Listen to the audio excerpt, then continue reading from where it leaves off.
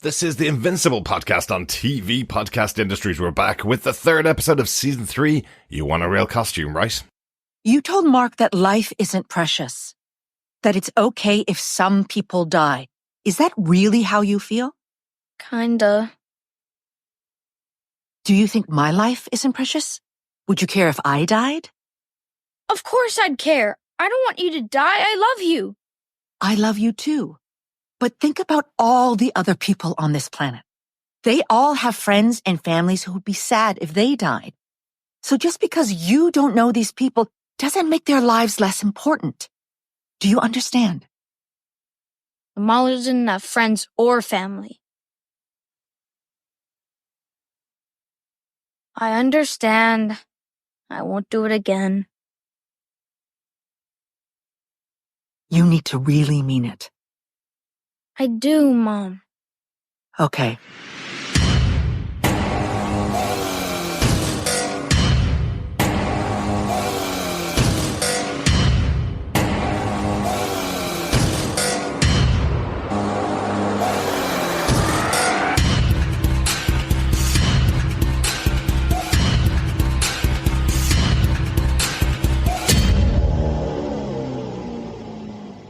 Welcome back, fellow Guardians, to our Invincible podcast for Season 3, Episode 3. You want a real costume, right? I'm one of your hosts, Derek. And I am Chris. We're back again to discuss this in full detail, the third episode of the 3 that were released on Prime Video today. Hope you've been enjoying the episode so far. We have. We've been enjoying this whole 80, nearly 90 plus minutes so far. Absolutely. And now we've just binged episode 3. So we're now into that movie level length. Well, yes, we are. Yes, we are. It's interesting, isn't it? Because, you know, the way that Prime Video dropped these episodes, all 3 of them at the same time, it does feel like when we got the Adam Eve special, it does feel like a movie-length episode of Invincible when all 3 of them come out like this. But there's so much going on. It is really detailed. Even in those 40 minutes, they tend to do quite short scenes as well. So there's so much going on in all these episodes. I wonder, is it probably the benefit of doing animated shows a bit longer? When you're doing live action shows, you tend not to have very small scenes because setting up the filming of a scene takes a lot longer than it does to draw the scenes. So maybe that's what it is. Maybe that's why it feels like so much more happens in these 40-minute animated shows. This is also one where I kind of was also like, I keep forgetting it's a 40-minute. Yeah. Yeah. It's also the same with Arcane. For those of you who watched season 2 of Arcane, recently as it came out just before Christmas. Right. It's been so long since we get these 40-minute type animated. You're used to the Harlequin where it's 20 minutes, bish bash bosh, you're done, and the storyline. So sometimes what they do with these, where you get multiple threads and storylines, you're like, oh god, yeah, back to this bit. Hold on, okay, let's go back and start changing our mind over to this thought, this thread. Yeah. It's fun. Yeah, it is, and I will say, this happens sometimes that we get screeners that have issues on them, and we do have to contact the people that provide them to us. I will say, and we'll talk about the actual scene itself, but the opening 10 minutes of this episode with no dialogue, when we see the characters' lips move multiple times, I absolutely was going to report this to Prime Video, saying there's something wrong here. Same here. I was this close to texting you. Yeah, I was going to text you, but it was 1 o'clock in the morning when I was watching it, so I didn't want to text you that late at night to go, Chris, I think this is broken. We might have to put off recording a podcast. But we will talk about it. But it's an interesting one when it comes out of nowhere and nobody's warned you that it's going to happen, that there is this silent scene, even though there's music underneath it. I was really surprised at that choice to open up this episode. Yeah. Do you remember the Radiohead scene from season 2? Absolutely, yeah. Yep. That is what this reminded me of, and it just gets it so much better because the Magnum Maniac and Tether, which just, oh my God. Well, we will This definitely opening. talk about it because it reminds me of something way better than something that was in an earlier season of Invincible. Okay, I'll tell you that let's do it. after we go through the details for the episode. Once again, this show was created by Robert Kirkman, based on his comic book, illustrated by Cory Walker and Ryan Ottley. This episode was written by Jay Faerber. This is his first Invincible episode, but he's been a comic book and TV writer for years. He's written loads of comics for Image, Marvel, DC, and also wrote about 8 episodes of Supergirl as well. Ooh. Interestingly, yeah. This episode was directed by Sol Choi, who directed season 2, episode 1, and season 2, episode 6 as well. So 3rd episode for Sol on here. Chris, do you want to give us the synopsis for season 3, episode 3? You want a real costume, right? Sure. Invincible busts 2 bank robbers with Oliver in tow, but he won't stay a watcher, and Mark has to bring him home straight away. Art makes Oliver his first supersuit, but he wants to be called Kid Omni-Man. Art and Mark try to explain why humans might have a problem with that, but his brother just isn't listening. Meanwhile, across the city, Mister-Liu goes to Titan to get his help breaking out Multipole. He sends Kyrsk and Furnace to the prison where Invincible goes to stop them. But, worried his brother might get hurt, Oliver follows him and interferes, yet again. Invincible beats the criminals up and drags Oliver home. But Debbie, seeing a news report that the remaining Guardians of the Globe went up against the Mauler twins at an army facility and haven't been heard of since. Mark goes to stop the Maulers and is once again followed by Oliver. Mark tries to send Oliver home, but while he stops a nuclear weapon, Oliver kills both the Mauler twins in front of the Guardians, believing he is doing the right thing.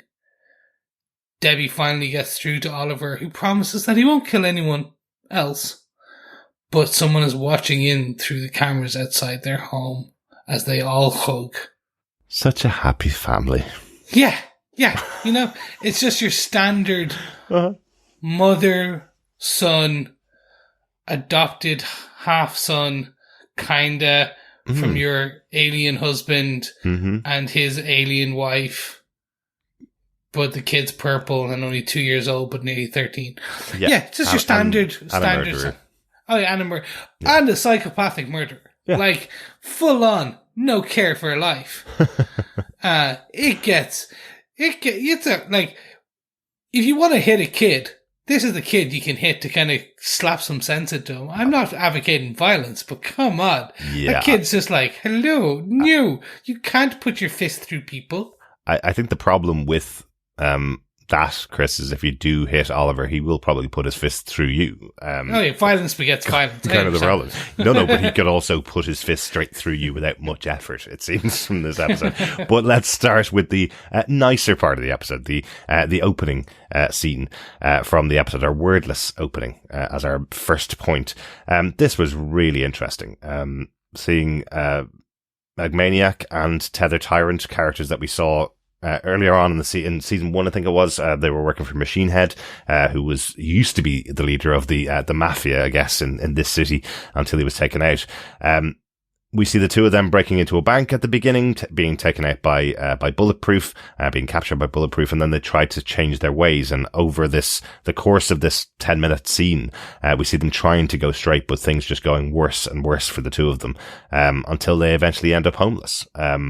So they see the bank that they had robbed reopening, and they decide, well, since everything's going so bad, we can use our powers and go in and raid this bank, but are stopped by Invincible, who takes them out, with Oliver in tow, and Oliver wants to get involved.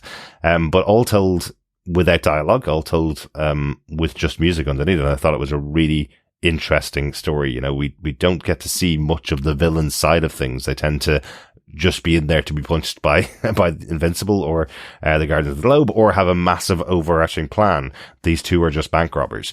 So seeing their day to day and seeing them being pushed back into this life because people are ignoring them and people aren't giving them work and aren't allowing them to live the straight life is really well done. Yeah, and it's just also like they tried to be good. Yeah. Like, that's the interesting thing. And again, I'm going to keep talking about this. The piece I love about Invincible is it does humanize and adds a realistic touch to your characters.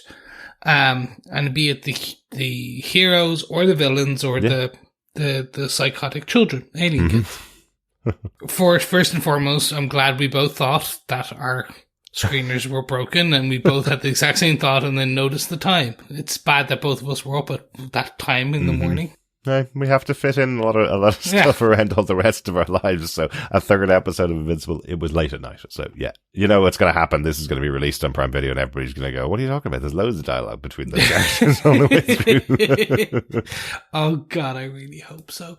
Because for me, no, I do, because it was so much better without dialogue. It was. It is some of the most moving moments. Seeing these two characters who before we never knew were a couple and never were there for each other, and getting a backstory where you're like, even the two of them, just the wordless dialogue where you see an emotional magnamaniac just really try and bring Tether down, who was like just a beautiful. You said you had it reminded you of something outside of the last season. Yeah, this really reminded me of the movie Up, the opening scene from Up, where they tell the story of their life silently, and it becomes the impetus that drives the rest of the movie of Up. It becomes the overriding driver of the main character of Up. What happens in that opening sequence? It reminded me of that. It's not the same, of course, but it's the fact that we see Tether Tyrant in the bank at the beginning with Bulletproof, and they're questioning their decision even at the start there, because there's a kid that's crying and is really afraid of the two of them when they're breaking into the bank. You can see that they're going, oh, what are we doing here? We shouldn't be scaring children. That's obviously a really bad thing. And that carries through to the end of the episode, at the end of the scene, I suppose, when they come back to the same bank and you see them having the same reaction again. Magmaniac is seeing another child who's terrified of the two of them. But they've tried everything, you know? You see them working the grill in a burger bar, and Magmaniac's using his powers to try and cook the burgers, but hasn't got control of them, so he burns the burgers and they get fired for that. You know, it's like they can do nothing else other than be criminals with the abilities that they have. Yeah. I thought you were going to go for The Last of Us. Okay. With Bill and... Oh, right. Yeah. Because there was a scene where it was just over music. Frank and two Bill, of them. Yeah. Frank and Bill, yeah. There was a scene there where we just got these two characters who... We were slightly interested, and then we got their backstory, and some of it was told with just music. And I was, again, it's amazing what you can do when you just take two characters in the background no one really gives a hell about. Yeah, absolutely. And then you just explore that character. Like, who was thinking of Tether Tyrant, you know? Yeah. But it does give me a question about Tether Tyrant. Are his tethers sentient? They seem like they moved on their own. They are. But he can control them somehow? No. Not at all? He directs them. Yeah, okay. But they are sentient. Interesting. Yes. Because there was just a moment where he takes the pack off, effectively, and they're still moving, which I thought was quite interesting. There's an interesting part in the comic book, so this is why I'm interested about this, because this makes me feel that they may do something with that later on. Okay. But it's definitely an interesting thing with Tether Tyrant. And I do wonder, this scene was really, really good. I absolutely loved it. I think it's one of the most creative things we've seen in Invincible so far, but I do wonder how late the decision was made to make this completely wordless. Because there were definitely scenes when Oliver and Invincible are talking to each other when they arrive at the bank to arrest the two of them, or to take care of Magmaniac and Tether Tyrant, and the two of them are actually having a conversation between each other. There's also scenes with Tether Tyrant and Magmaniac where they're having conversations with each other, and it feels like the dialogue is there somewhere but isn't. They decided to drop it out for effect. Yeah. I'd say so. I think that's probably... I think this is some college... I was going to say some interns like, hey, I have an idea. Just watch this. And they're like, you're hired. Well done. I hope it's the other way around. I hope that this was the decision of the great director of the show who went, actually, you know what would be cool here? If the first time we hear a voice in the episode is Mark giving out to Oliver for once again trying to get involved and trying to be a crime fighter when he hasn't done any training. That would be a great way to kick off this episode about the things that Oliver does, I suppose. Yeah. I think it was a great choice. And moving forward, moving our conversation, speaking of the things Oliver does, our next point, he's just like his dad. Yes, he is. Okay, taking the first part, which is I enjoy partially from the most part, is bringing us back to Arts. Arts is our tailor. He's the character I love. He is that man that makes the suits for the superheroes. Yeah. And he's played by Mark Hamill, so, you always want to see him back in the show. Always. I forgot it was Mark Hamill until there was a certain point where he said a word and went, there he is. There's Luke Skywalker. Yeah, exactly. There's the Joker, Yeah. So it was literally, there's the Joker. Yeah. It was that more, he had that twang. I love this. I love that you do get that joke of, I'm Kid Omni-Man, and you see both of them. Because he's a kid. He just wants his father to be proud of him, and he wants to kind of rehabilitate the name Omni-Man. Yeah. Because his dad to him was a hero because he doesn't know what humans know. He hasn't seen, but he also has a different approach to life. Yes. Let's call it that. Yeah, that's the bigger thing, and that's what kind of develops as the episode goes on. You realize Oliver knows exactly what Omni-Man did to the people of Earth, but Oliver doesn't care. I mean, he believes that if he does the right thing, which is stopping bad guys and saving people, that they will instantly go, well, then that's fine. You can do whatever you want, because you have the right to do it, because you're special, as he calls it. Humans aren't special like Oliver. They're just normal things. And that's how he treats them as the episode goes on. That's where it gets more and more scary. That's where it gets creepier and creepier, what's happening with Oliver and his opinion about everything around them. I mentioned this before. This is the reason why I watched episode 1. I wanted to see the progression of Mark from the minute he got his superpowers, because I remembered it weirdly that it was that Mark threw a bin bag when he was working at the Burger Mart. He threw a bin bag and it disappeared, and then 2 episodes later, you see it landing in London, I think it was. I thought that was what happened with Mark's powers, and then he went home and told his family. But the first thing Mark does is build his own super suit and go out to fight crime. It's literally the first thing he does before he tells anybody that he's going to do it. So he is caught by Omni-Man going out trying to fight crime in exactly the same way as Mark is catching Oliver here. So I like, again, that now we just have the story of what happened with Mark, who got his powers at 17, wanting them when he was about 5 or 6 years old. Now we get that played out through Kid Omni-Man here, through Oliver, who is rash, he's impetuous, he's now powerful, and believes that humans are just normal things, not special like him, and they can die, and so can bad guys, because bad guys did bad things and they should die, and then they'll never do bad things again. Yeah. And it's gonna get... It's interesting that it takes that speech from Debbie. But as a part of that, you're not even sure... Well, hold on. Let me take a step before I get into the Debbie speech, okay? Just one thing. The Mauler twins are dead. Yes, they are. Yeah. The Mauler twins, the whole point of this Mauler twins were, like, one would die, and then they clone themselves. As long as they wouldn't know which is the twin, everything was fine. Which was the clone, I should say, excuse me. Now both of them are dead. So unless there's a third, no more Mauler twins. Unless it was the Mauler triplets.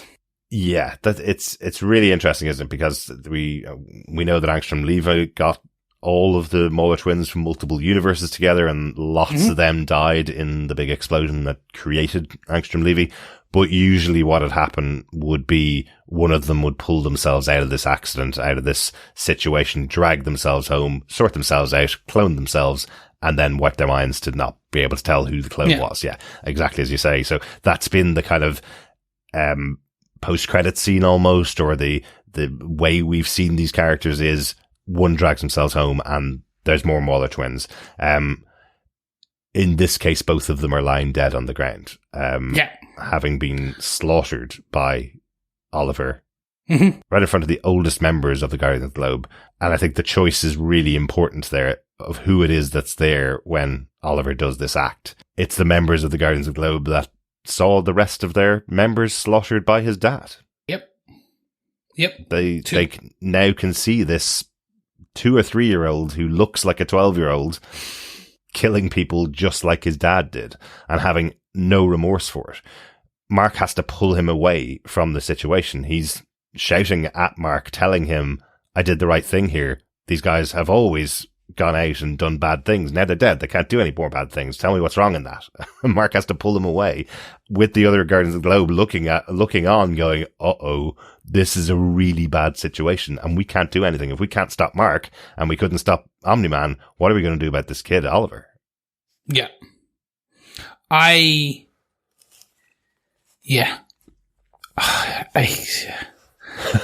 So I talk about this in terms of some. You and I both know this, but there's always this fun thing of when they adapt a property that you love into a TV show or an animated show or a movie or something, and you have the thing that I enjoy called the burden of knowledge, which is where the storylines go. Yeah. But at the same point, I am so interested to see how they adapt on this character. Because for me, Oliver is always that, and is that psychopathic kid. That he's the kid who has a gun. He literally is the analogy. If you give a 12-year-old a gun, and tell him to go be a superhero, what's he going to do? Well, yeah. He's going to literally shoot everyone because he doesn't have the same universal experience that someone who's 18, someone 20, someone 40 has. And then you're starting to get this really interesting juxtaposition of Mark where he turns around and goes, you killed the person who hurt Mom. Yeah. So why is that bad? Why isn't that bad? Mark is it is, but he says it was an accident. He didn't mean to do it. Because again, he's also trying to say that anyone shouldn't kill. They should put them in jail, etc. But then you have Oliver going, no, it was necessary because if you put him away, you put them down, they can't come back to hurt people again. So which is better? Yeah. And then you get that note of, but they're not special like me, so it doesn't matter. Humans, these lower levels, they're not important. So we're fine. You start to bring all that together, and it's only this conversation with Debbie where that he's it's a tough one. Because again, sorry, for me it's that kind of like, is it going to happen? Is this actually the truth? Is this is this a kid just admitting it? Because it's just like, I love you too, mommy. Yeah. And for me, they just didn't land. Right. I know that's a weird piece because it's so instantaneous. It's like for a kid that has just put his hand through a Mauler's head. Yeah. To flash forward to, well, I understand that my adopted mommy is important and I love her, so therefore she might be important to other people. But that's not what we're saying. His whole thing is killing bad people. Yeah. It's just a weird one. It's interesting, and I suppose that's the choice here that Debbie makes is she will treat him like the toddler he is. He's 2 years old, 3 years old. Yes, he might be advancing in reading books and might have more knowledge in his mind and now has super abilities, but none of those things change the fact that he's only been alive for 2 years. He's only been alive for a very short amount of time, so she deals with him like a toddler. She says to him, do you love me? Yes, of course I do. Well, don't you understand that other people on this planet have people they love too, and you can't decide to take that away from them. You can't do that.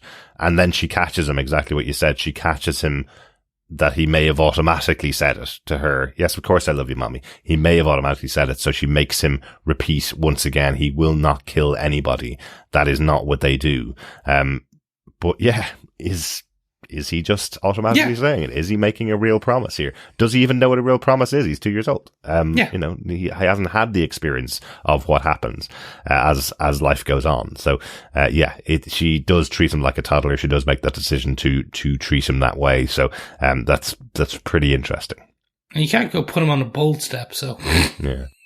There is also an interesting one. There's a moment in the fight between Mark and Kyrsk and Furnace, who went to the prison to free Multipole. Oh, yeah. There's a moment in that fight when Mark's kind of battling against them, and then they hit Oliver. And Mark looks like he's about to lose it with them. He beats them, and he knocks them out. He takes them out. But it looks like Mark is going to kill the two of them because they attacked Oliver, which I think is also an interesting dynamic. We may see Mark go full protective of his brother and lose it himself in front of his brother, thereby taking away that whole conversation that Debbie's had with him. If Mark does things, well, surely then Oliver can do them as well, right? That's kind of what's going to be in the head of Oliver. We heard it already. If you killed Angstrom Levy, it might have been an accident, but you killed him, I killed them. It was an accident too that I killed the Muller twins, but it was right too. Yeah, it was right that you killed Angstrom Levy. You didn't want to, but he may have killed me and Mom, so it was right. And he's made that justification and made that leap in his head that him killing the Muller twins is also right. So, scary. Watch this space. Yeah, again, we're 3 episodes in. We are, yeah. To an 8-episode arc. Mm-hmm. And again, each episode, its range assumed 42 to 47 minutes. Yeah. There's a lot of space and story here. Absolutely. It's going to be great. Absolutely. One big thing we didn't mention, just in this point, obviously we got Art making Kid Omni-Man's outfit, but he also makes a new outfit for, Dark! Mark. The dark night of the Invincible world. Yeah, the blue and black one, which I've heard about since before the first season came out. I don't know what it means. But in story here, from Art's point of view, it is that Mark is no longer working with the Guardians of the Globe. He will never be going back, so therefore Art's making him a brand new outfit to distinguish him from the Invincible that worked as a member of the Guardians of the Globe. And what that actually translates into is that people think he's impersonating Invincible and start calling him Invinciboy. Well, poor Mark. I love it.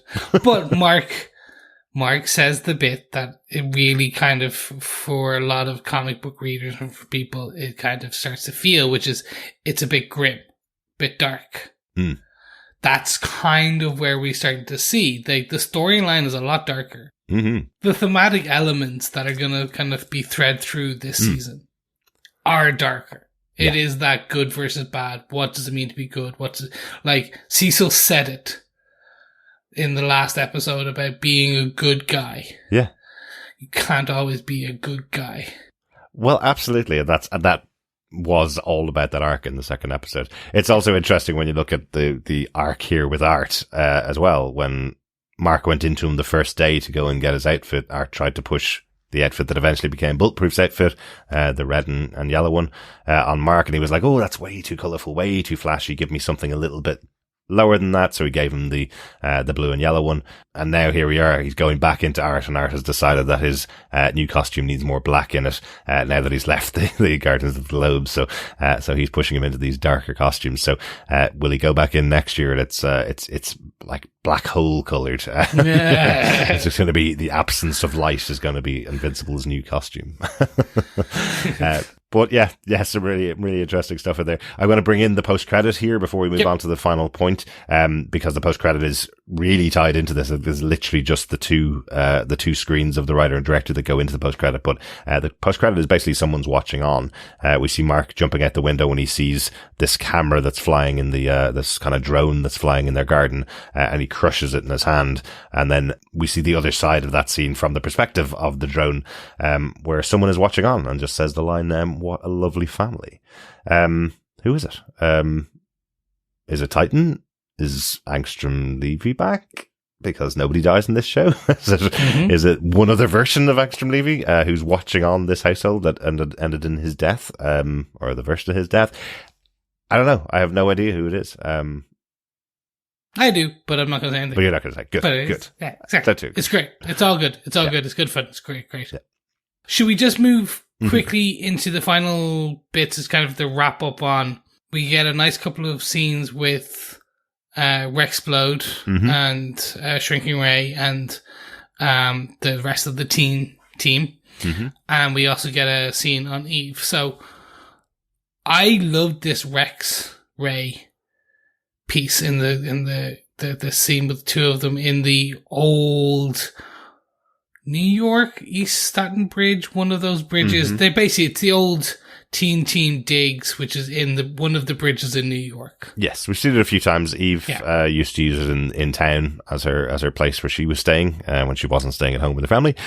So we used to see it a bit, and we saw it in the first couple of episodes as well when the teen team were in there too. So we've seen it a bit, but yeah, I kind of like Rex trying to turn over a new leaf, but he can't really. He's just an a-hole and will always be, but he's trying really hard to impress Shrinking Ray by rethinking some of the things that he says after they come out of his mouth going, oh, that was the old Rex. What I really meant was, which I thought was really good fun.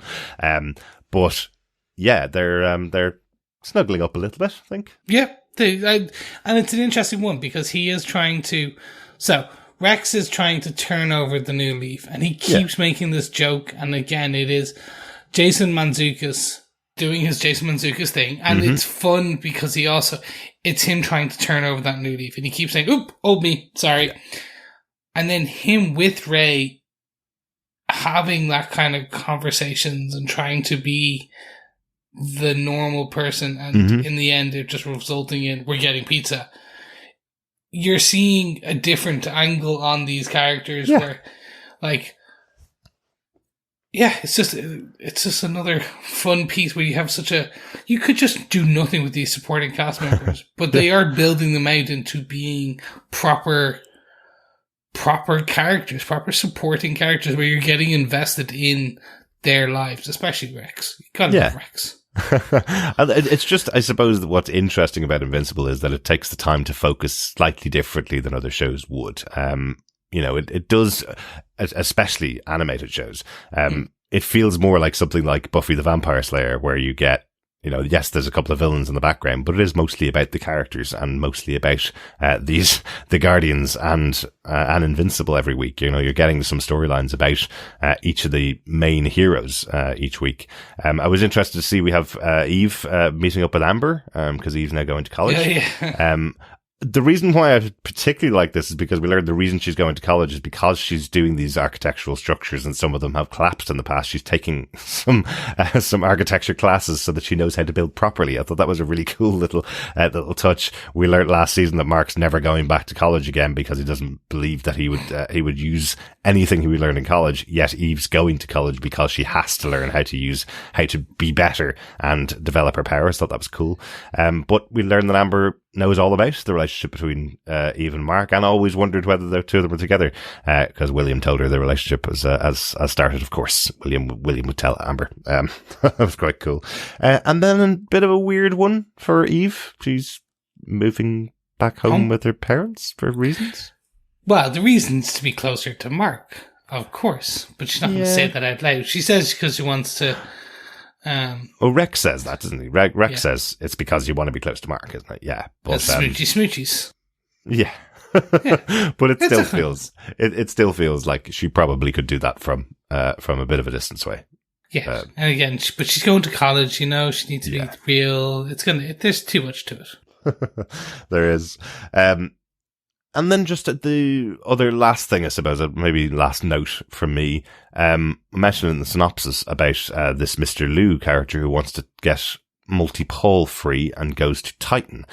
Oh, this is the one that really threw me when I was watching this episode without subtitles and trying to find out what characters' names are and who people are and who are they talking about. I completely forgot what Titan looked like, because I think we saw Titan in season 1. And the last time we saw him was in a scene in episode 8, which was a massive episode with Mark beaten up by Omni-Man, so I don't remember that scene, but I forgot that underneath the cement skin of Titan is a black guy who is the guy sitting at the head of the table, who took over from Machine Head. So I was going, who is this guy? So I had to search through all of that, rewatch the episodes, as I said, to find out who that was. But I'm just really interested to hear that what's happening is Mister-Liu is trying to break out Multipole, the brother of Duplicate, who we talked about earlier on in the other episodes, because he's one of their most competent assassins. I thought that was a really interesting touch because we never knew why Multipole was in prison at the GDA. We never knew how he broke out. We never heard anything about that. We saw him in the first episode. He's played by Mister-Liu, so obviously, again, a very big actor being cast in the role. So there's obviously a plan for him for the season here. But interesting that it's being brought in such a big way, bringing in this new character, Mister-Liu, talking to the major members of the mafia to get Multipole out of prison. And it's all in the background. Once again, another part of the story, all in the background. Underneath this story of what's going on with Oliver, what's going on with Invincible, and what's going on with the other characters in the Guardians of the Globe. So, again, when we see this stuff, always pull it out because it may become very big as the season goes on. There's usually something there. I am trying to remember. I will say, there's a mention of an organization, briefly mentioned, which is that that Mister-Liu is a part of, and think of it as almost like the crime family. Yes. The global crime family. This is the thing. Kind of Robert Kirkman would take established kind of history, canon, and characters from the different DC Image kind of and Marvel universe and kind of just put his own spin on them and make them interesting. So taking that, like, someone took over from the Kingpin and then it turns out, well, no, they're just part of one thing, which is a global crime organization, which is kind of like a DC thing. And you're like, oh, you're playing that's Kirkman playing a piece here. Yeah. Or kind of ripping on that because then it's like, well, yeah, if someone's in Kingpin's prison, which is a prison in the United States, like the hand are going to go to the Kingpin and go, I want you to get this guy out from me. Yeah. And you're like, well, no, you have to because you're part of this international crime family. You have to do as we say. Yeah. And you're like, oh yeah, that's what would happen in real life. Yeah. Well, if that was a real thing. Exactly. Exactly. Yeah, it's really interesting, isn't it? Because Titan makes the deal with Mister-Liu and then tells Isotope beside him to go and tell Mister-Liu that's the last deal he's ever making with him. He'll get Multipole out and then he never wants to see his face again. And Isotope just goes, I'm not telling him that.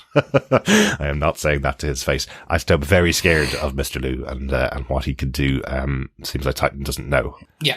Because Titan was a very low level guy the first time we met him. We met him in episode 1 of season 1. He was the guy that was protecting 2 bank robbers that were stopped by Mark and Omni-Man. And then by the end of the season, he'd taken over the mafia from Machine Head. So I guess he may not have the history that Isotope has with No. Mister-Liu. And Isotope tries to tell him. He did try. Good stuff. Any other notes? Anything else we haven't talked about, Chris? No, that's it for me. Great stuff. So overall then, Chris, what did you think of this episode? What kind of rating would you give it? See, John's the rater. He is. Our other podcast host is the rater. I try not to, but for me, this is the one that kind of, it starts to dip, but it does set up slightly, it sets up some additional questions and kind of like, oh, well, Mark and Eve are a thing now. Where does that go? The post-credit of who's watching them. When you take the first 3 episodes, as a whole, it's fantastic. Yeah. And it's, as an individual here, this is the tail end of your story, of your kind of opening act. That being said, the opening is so bloody strong. So strong. Yeah. I don't like Kid Omni-Man. I don't like Oliver as a character sometimes. I have problem with whiny kids. Yeah. Which is going to be interesting because my kid's a toddler and it's going to become a whiny kid in a few years. So let's see how that works out. To do with it, Chris. Yeah, it's fine. We'll see him when he's 9, Chris. That's the benefit of not living here. Yeah. This is a strong 3 out of 5, but at the same point, I know the opening is so strong. The ending is strong. It's just the Kid Omni-Man bit for me just kind of annoys me slightly. Wow, interesting.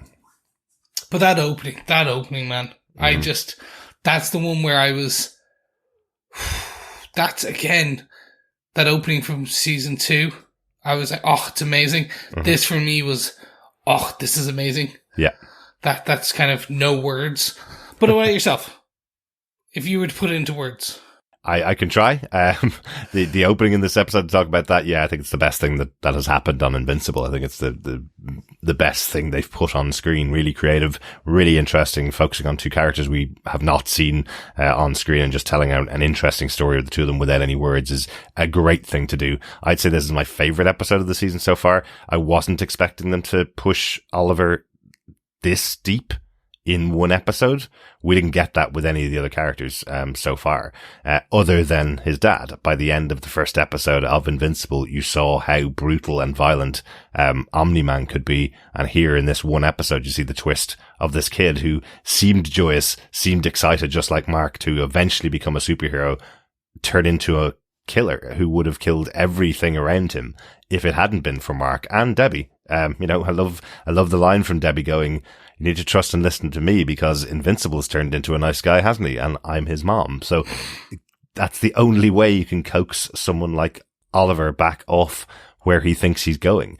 It's just a really interesting idea. What the heck are they going to do with this kid? Because I don't think any of the constraints they put around him are going to hold.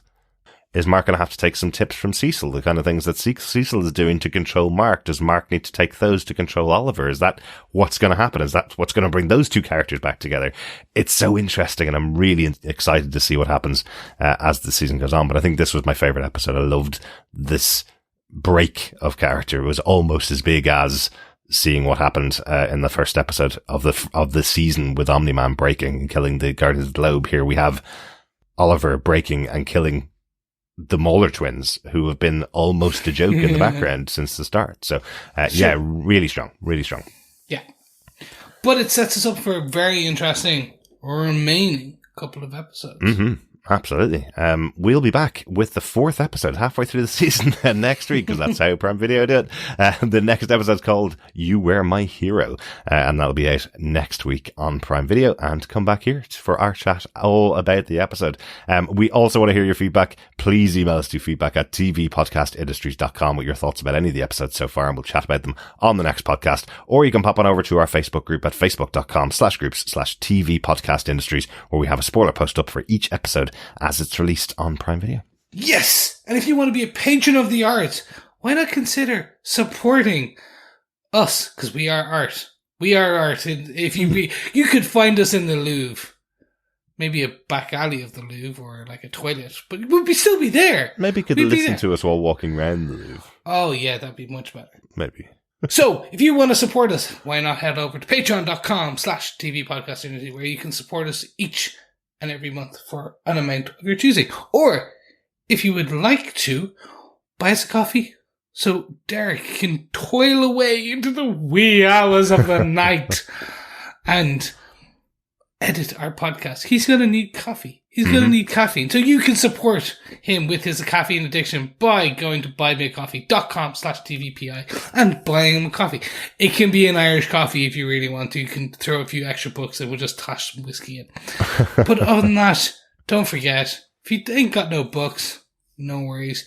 You can always write a review or share the podcast, because sharing the podcast is what, sir? It is sharing the love, of course. Absolutely.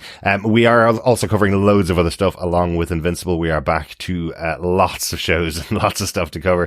We've got Invincible right now. We are going to be covering Captain America Brave New World, which is coming out on the 14th of February across the world. Can't wait to see that movie. Really looking forward to seeing Anthony Mackie back as Captain America. It's going to be really exciting. We're also going to be covering Wheel of Time, Daredevil coming up too in the next month or so. So make sure you subscribe to the podcast at tvpodcastindustries.com. You can get access to the podcast there and everything that we cover on one big old feed. Yes. Thank you so much. And remember, keep watching, keep listening, and keep being invincible. Bye.